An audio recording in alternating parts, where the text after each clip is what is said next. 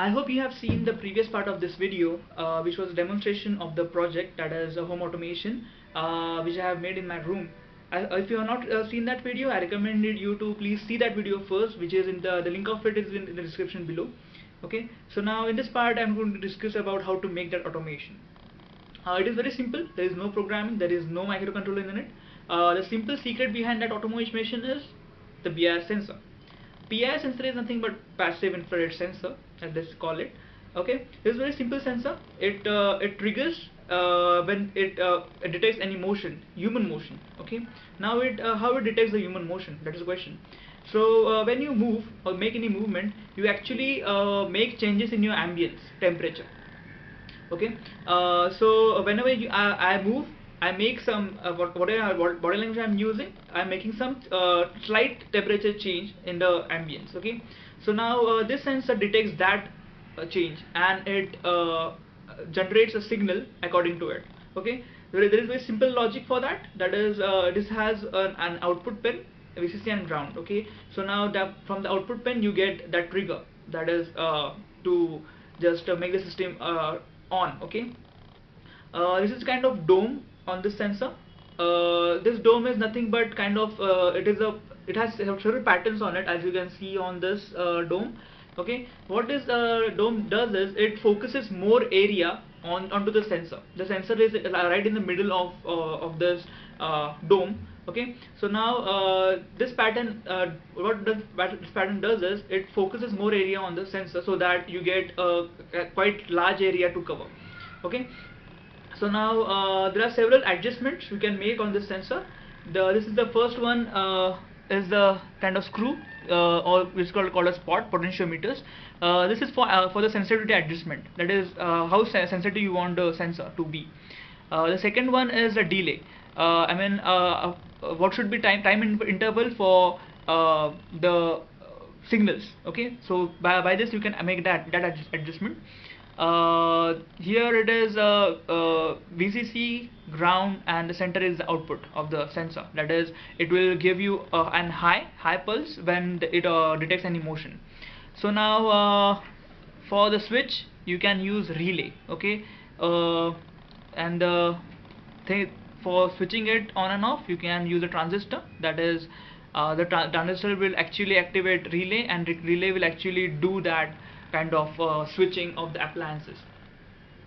The next is the circuit. Okay, very simple circuit. There is no microcontroller in it. Okay, so we'll just see the circuit.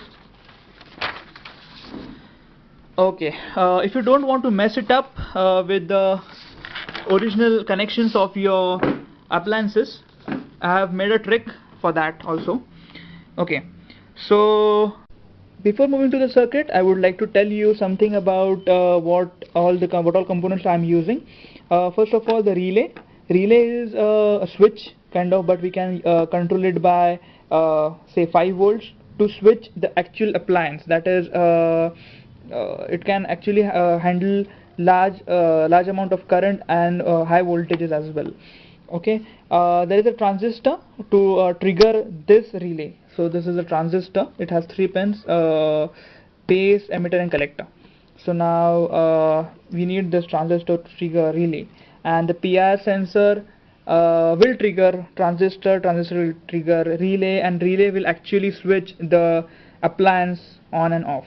Okay, so now moving to the circuit. First of all, there is a PIR sensor. So this is a PIR sensor, as there it has 3 pins, that is VCC, ground, and output. That is, so now VCC, ground, and output. Okay, this is the 3 pins. So now we'll have to give 5 volts directly to the input of 5 volts of the PIR sensor, and the ground connection directly to the PIR sensor, and the output has to be connected through the transistor. So now the base of the transistor is connected through 100 ohm of resistor. Now the emitter is directly connected to the ground. The ground is connected to the emitter, and the collector will give the output to the relay. Okay, So now what is the thing happening here? When sensor detects anything, okay, it turns high, it gives the output as high. Now this high output will trigger the transistor. Now transistor will short the ground, and the ground will be given to the relay, and the relay will be activated and it will short the switch, which will turn on the appliance. This is the main logic. For relay 2 we need a potential difference, that is 5 volt and ground. So 5 volt will be directly given to the relay, and the ground is coming from the transistor. Okay. Now what relay does is, when it gets the potential difference across these two pins, 5 volts and ground, it shorts these two pins. Okay, just keep in mind these two pins are shorted, that from the switch and to the appliance. Okay, so now if you don't want to mess it up with your original connection of the switch, which is this is a kind of Indian switch, it looks like. Okay, so if you take the switch off from the socket, you will find there are two terminals in the behind the switch. Okay, so I recommend don't remove these connections. Okay, keep it as it is. Just now insert this connection, put a wire across this this pin of the relay and insert in the one slot, and this wire into the another slot of the switch. Okay, so now what happens is, even if this circuit is not working, you will at least have a control over your appliance. Okay, this is the basic idea, and if you don't want to mess it up, I recommend you to do this. Okay, so now you also have manual control, and you'll obviously have if everything works, you'll have an autonomous control over the appliance. Okay, but the thing is, you need this 5 volt and ground. Now from where will you bring this 5 volt and ground, okay, as you want to use it? So now there are several options. You can use a battery for this, or I would say if you have a scrap mobile charger, okay, mobile charger, so you can just remove the entire assembly inside a mobile charger.